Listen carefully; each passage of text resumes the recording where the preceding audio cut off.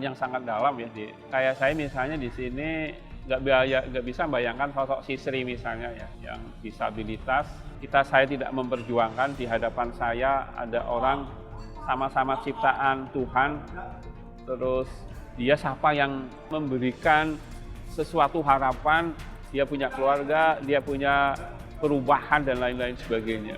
Dorongan saya itu harus meyakinkan kepada mereka itu bahwasanya ada sebuah dasar untuk menjadi lebih baik lah.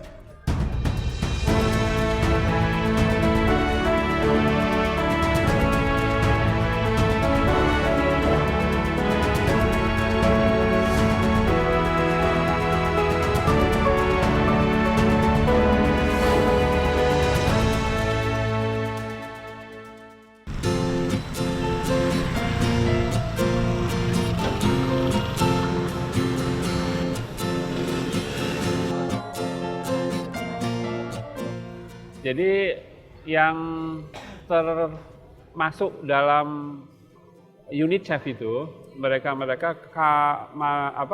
masyarakat yang ATS. Jadi tidak putus sekolah itu.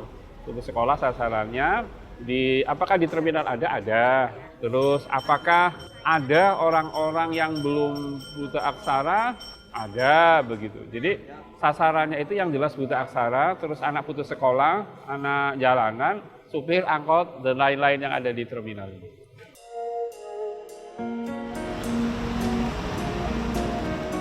Terminal Tegal di siang hari ramai dengan orang yang lalu lalang.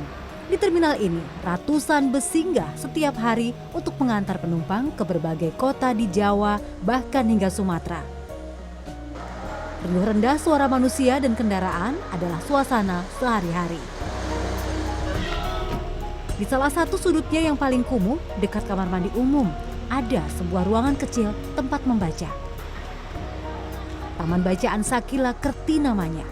Di tempat yang sederhana ini, para awak terminal bukan saja bisa membaca buku, tapi juga menuntut ilmu. Sakila berarti cantik atau mulia. Kerti berasal dari kata budi pekerti yang artinya baik. Pendirinya berharap siapapun yang bergabung di sini bisa memiliki kecerdasan dan budi pekerti yang baik dan mulia. Ini adalah Saryadi. Pedagang asongan ini sudah lulus program kejar paket di sekolah terminal Sakila Kerti. Sebelumnya, pendidikan terakhir Saryadi hanyalah sekolah dasar. Ketua Paguyuban Asongan Terminal Kota Tegal ini tak menyangka bisa mendapat kesempatan belajar di usianya yang tak lagi muda. Di dalam bus, di atas bus, keliling. Ya, dari tahun 2011 bulan November. Ya, awal-awalnya ya kita dulu nggak tahu kok Mbak, yang namanya Sakila Kerti. Terus dulu kan saya kepengin, tadinya kan saya kan pengen sekolah. Ya, terus pengen cita-cita ya. Akhirnya saya ketemu sama Pak Dr. Yuskon ya. Nah itu sekaligus sebagai bapak kedua ya, saya anggap bapak kedua karena dia yang membimbing saya dan memotivasi untuk terjun ke dunia pendidikan. Sekolah Terminal Sakila Kerti merupakan gagasan Yuskon, seorang guru sekolah menengah kejuruan di Kota Tegal. Tak mudah baginya mengajak para pekerja di terminal untuk kembali mengenyam pendidikan. Yuskon mendatangi mereka satu persatu dan mencoba meyakinkan mereka akan pentingnya menimba ilmu. Ketika menyiapkan disertasinya yang bertema Lifelong Education di Universitas Negeri Semarang pada 2011, Yuskon merasa terminal adalah tempat yang tepat untuk mengembangkan literasi. Berdasarkan riset Yuskon, sebagian besar pekerja di terminal memiliki latar belakang pendidikan formal yang rendah. Terminal Kota Tegal berada di Kecamatan Margadana. Berdasarkan data Dinas Pendidikan Kota Tegal, angka buta huruf di kecamatan ini sempat menjadi yang tertinggi di Kota Tegal pada 2018. Mendirikan sekolah di terminal, Yuskon harus berhadapan dengan para preman yang sudah lebih dahulu menduduki terminal. Jangankan dicemooh, diperas pun Yuskon pernah mengalaminya. Apalagi ruangan yang dipakai sebagai taman bacaan Sakila Kerti ketika itu merupakan tempat untuk berjudi dan berkumpulnya para gelandangan. Ancaman pertama dulu pasang banner saya wajahnya di silet itu ya, terus motor, pernah saya tuntun, saya kan kalau berangkat pakai motornya pentilnya hilang ya, jadi pernah. Terus langsung ke saya bilang, saya nggak setuju kalau Bapak macam-macam di sinilah, kalau terminal ya begini, nggak ada sekolah-sekolahan, nggak ada baca-bacaan lah begitu. Cari di tempat lain aja biasanya begitu.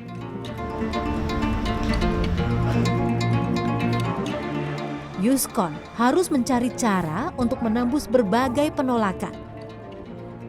Ia memaklumi perlu waktu dan upaya terus-menerus untuk meyakinkan orang-orang yang menolaknya. Akhirnya, Yuskon memilih pendekatan lewat bidang seni budaya. Dalam jiwa pendidikan itu kan bahasanya pendekatan ya. Pendekatan yang saya lakukan adalah dengan SKBD atau lembaga-lembaga yang bisa mengkondisikan tenang misalnya. Jadi pertama saya undang Pak Polisi itu, Kepala Kapolres untuk upacara di sini. Jadi begitu upacara petugas-petugasnya orang terminal, pembinanya Kapolres.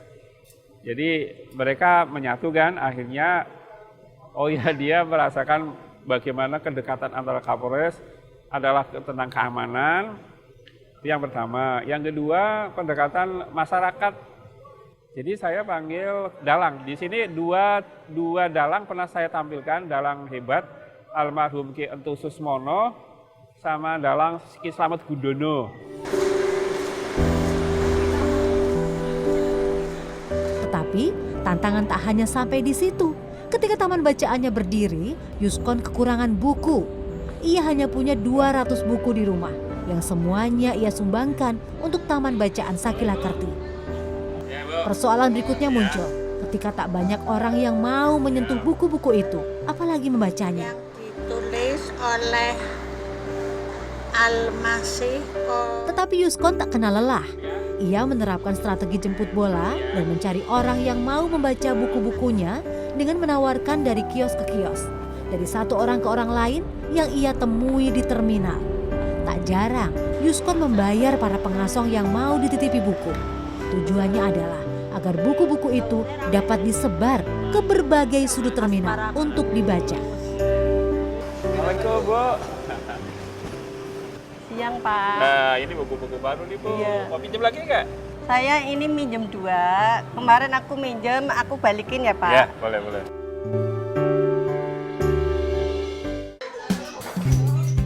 Taman Bacaan Sakila Kerti kemudian berkembang dengan dibukanya program paket ABC untuk mereka yang ingin menyelesaikan pendidikan dan mendapat ijazah. Belakangan, Yuskon juga membuka kelas pendidikan anak usia dini. Ia menampung anak-anak para pekerja di lingkungan terminal untuk belajar di sini. Sekolah terminal, saya ingin ada tiga hal yang prinsip, yaitu memutus kebodohan, memutus ketergantungan, sama memutus budak hukum. Karena di terminal itu memutus kebodohan dengan apa? Ya caranya dengan mendirikan sebuah sekolah. Jadi kejar paket A, B, C, itu arahan dari P2 PAUD ini, Bapak Suka sama Bapak Jayeng. Dulu kan sini TBM saja Mbak, terus ada Pak Yuskon kalau bisa bukan hanya taman baca, tapi taman belajar. Akhirnya taman belajar itu saya buat 3 itu, memutus kebodohan.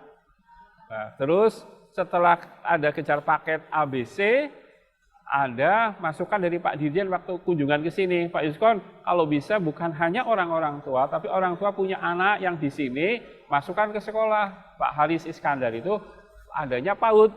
Jadi PAUD, keaksaraan itu orang yang belum benar-benar belum bisa membaca, keaksaraan.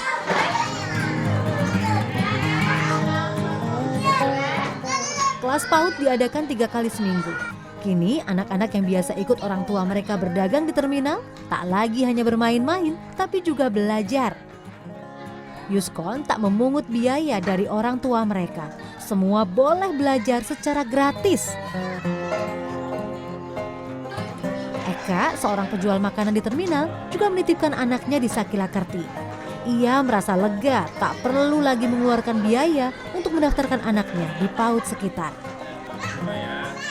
Beneran saya pengen anaknya sekolah PAUD, kan berhubung ada biaya ya, terus ada yang gratis ya kebetulan saya daftar sini. Merasa sangat terbantu, anaknya juga ada kemajuan. Ya bisa baca doa, belajar disiplin, mandiri, terus yang nggak boleh dilarang ya nurut.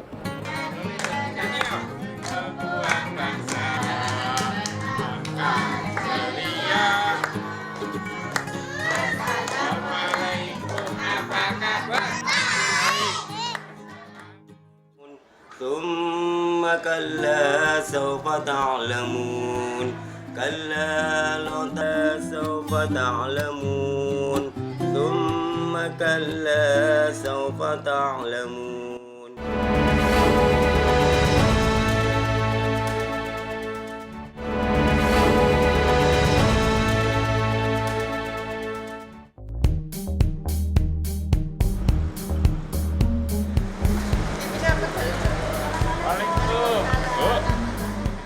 Untuk membesarkan sekolah terminalnya, Yuskon harus menyisihkan uang pribadi. Ia rajin mengikuti lomba penulisan isai untuk memperoleh biaya tambahan. Yuskon tentu tak mungkin bekerja sendiri. Taman bacaan merangkap sekolah terminal yang dirintisnya tidak akan maju tanpa bantuan para relawan pengajar. Amiruddin salah satunya. Amiruddin sudah puluhan tahun berdagang kacamata. Ia sempat duduk di bangku SMA namun tidak tamat. Ijazah SMA akhirnya ia peroleh setelah mengikuti kejar paket C di Sakila Kerti. Perpustakaan Sakila Kerti atau TBM Sakila Kerti ada banyak buku. Ternyata saya gemar membaca lagi. Bukunya banyak sekali. Jadi saya cari-cari yang saya butuhkan, ternyata ada di situ. Lah saya sambil istirahat, sambil membaca, akhirnya senang. Nah, bahkan beberapa hari, beberapa minggu, akhirnya pembina TBM Sakila Kerti, Dr. Yuskon, ini sama-sama ingin merapat. Akhirnya saya, ya udahlah, saya rela jadi relawan.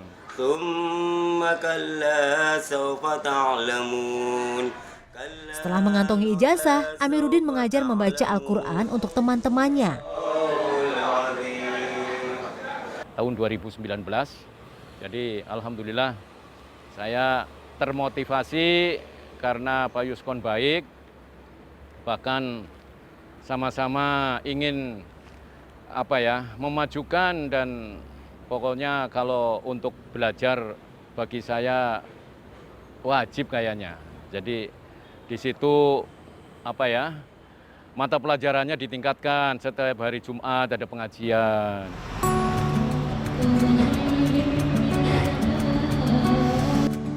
Mereka yang sudah menyelesaikan kejar paket di Sakila Kerti, sebagian tetap berdagang, tetapi ada juga yang menjadi ustadz dan guru mengaji keliling. Yuskon tidak berhenti di terminal. Bersama Sakila Kerti ia merambah daerah lain, masih di Tegal dan sekitarnya. Yuskon memilih perkampungan di sekitar Pelabuhan Tegal.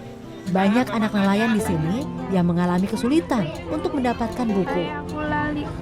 Meminjam rumah seorang relawan sebagai lokasi taman bacaan, Yuskon menyimpan banyak buku untuk anak-anak dan orang tua mereka. Tidak ada aturan tertentu, siapa saja dipersilakan membaca di sini. Taman bacaan di pelabuhan ini juga menyediakan kelas-kelas keterampilan, salah satunya keterampilan melipat kertas. Kelas 5 SD Tegal Sari 6. TBM Dabin Sakila Kerti. Suka 1 minggu 2 hari. Sabtu sama Minggu karena pas hari libur sekolah. Biasanya Vila di sini belajarnya apa sih? Membaca. baca buku cerita. Belajar membaca. Buat keterampilan. Terus apa lagi? Udah. Kalau Elang senang nggak sih belajar Sakila Kerti ini? Senang. Kenapa kok senang? Soalnya. Kenapa? Ketemu banyak teman kah? Iya, soalnya ketemu banyak teman.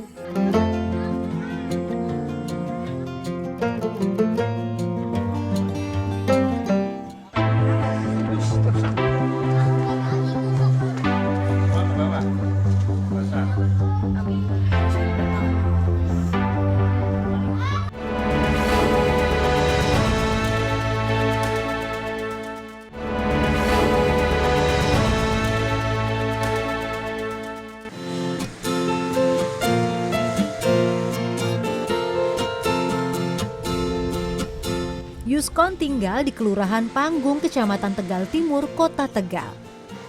Di tempat tinggalnya ini, Yuskon menginisiasi angkringan literasi di kantor Kelurahan Panggung. Warga yang mengurus berbagai keperluan di kantor kelurahan bisa membaca buku-buku yang tersedia sambil menunggu. Sesuai dengan dan sejalan dengan pemerintah Kota Tegal, bahwa di setiap kelurahan itu harus ada pojok baca. Nah, karena korelasinya ada, maka kami dengan sangat positif terima kasih kepada Pak Dr. Yuskon yang telah memberikan ide-ide tersebut sehingga bisa mengurangi angka buta aksara yang ada di Kelurahan Panggung. Dulu ada 15%, sekarang sudah turun menjadi 7% kurang lebihnya. Sangat positif dan mendukung karena angkring literasi ini sangat membantu pada masyarakat, terutama informasi-informasi melewat dunia bacaan. Jadi mereka beranggapan bahwa buku-buku ini sebagai jendela dunia bagi mereka.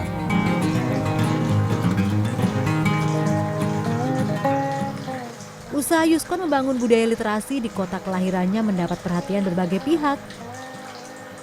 Bagi Yuskon, deretan penghargaan ini bukan semata-mata pengakuan atas kerja kerasnya, tetapi pemacu semangatnya untuk menjadi lebih baik lagi. Pada 2019, Yuskon menyabet gelar Aparatur Sipil Negara Inspiratif atas jasanya menjadi inovator pendidikan lewat Sekolah Terminal Sakila Kerti. Keberhasilannya merintis dan mengelola sekolah tentu tak lepas dari dukungan keluarga. Yuskon merasa beruntung memiliki istri yang setia dan sejalan dengannya. Kebetulan, Sismiati sang istri juga berprofesi sebagai guru. Hingga 5 tahun sejak Sakila Kerti berdiri, Yuskon menggunakan tabungan pribadinya. Sismiati bukan saja tidak protes, ia bahkan menawarkan perhiasan dan perabotan rumah tangganya untuk dijual sebagai tambahan biaya operasional Sakila Kerti. Karena kan kami sama-sama guru, jadi kalau pagi itu berangkat ngajar, terus kalau sudah selesai mengajar, sore hari itu Bapak mesti ke terminal begitu. Dan saya tidak merasa kurang waktu karena setelah itu kan ya di rumah gitu, sore gitu ya, pulang dari terminal masih bisa kami ada kualitas waktu untuk bertemu dan nggak merasa kurang begitu waktu pertemuan dengan keluarga itu. Bagi kami keluarga, khususnya saya sebagai istri, sangat mendukung apa yang menjadi kiprah Bapak di dunia pendidikan, yaitu pendidikan masyarakat.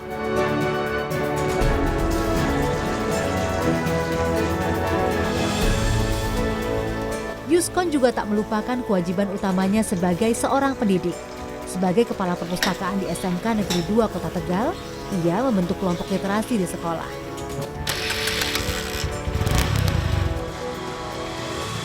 Saya jadi guru, istri saya guru, ibu saya guru, mertua saya guru. Jadi ini bahasanya ya, kalau dalam keluarga nih, kalau di keluarga saya terus saya tidak melibatkan literasi, maka anak-anak saya tidak menjadi sesuatu perubahan yang bagus. Itu di rumah saya, kalau saya besarkan jadi RT, lurah, kota, Indonesia, kalau gerakan itu berarti gerakan yang sangat mulia sebetulnya. Mulia apa? Untuk mencerdaskan kehidupan berbangsa dan bernegara. Itu kan sesuai dengan Undang-Undang Dasar 45 itu. Jadi maka gerakan kita gerakan literasi. Saya datang di sini, saya sedihnya apa coba? Karena banyak orang yang buta aksara itu loh. 103 kios itu yang SD berapa persen itu kayak gitu. Duka cita saya, loh kok di sini ya? Kalau saya di sekolah kan selotannya orang hebat-hebat, begitu di sini loh kayak gini. Itu makanya saya bertahan 9 tahun ini ya kayak gitu. Harus terus long life education lah.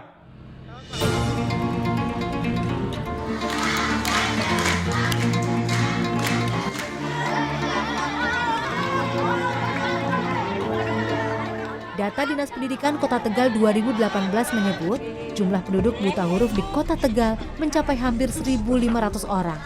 Kini angka tersebut turun 40% menjadi kurang dari 1.000 orang. Yuskon sadar, ia bukan satu-satunya yang berkontribusi bagi pemberantasan buta huruf di Kota Tegal. Ia hanya menjalankan apa yang bisa ia lakukan untuk meningkatkan literasi.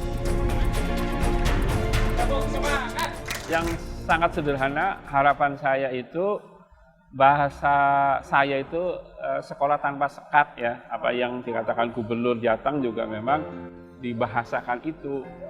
Jadi siapapun, manusia manapun akan menjadi lebih berkualitas, akan lebih berdaya guna, akan lebih berkompetensi, itu memang harus berliterasi seperti dalam Al-Quran itu ayat yang pertama itu harus baca. Itu menunjukkan seorang kitab intinya dari itu adalah membaca. Insya Allah kalau dengan membaca dengan buku, membaca di hadapan kita, keliling, membaca situasi, membaca ke depan, membaca pikiran orang dan sebagainya, kita akan menjadi manusia yang sesuai dengan Pancasila, berkeadilan, berkemanusiaan, bertuhan, terus bermasyarakat.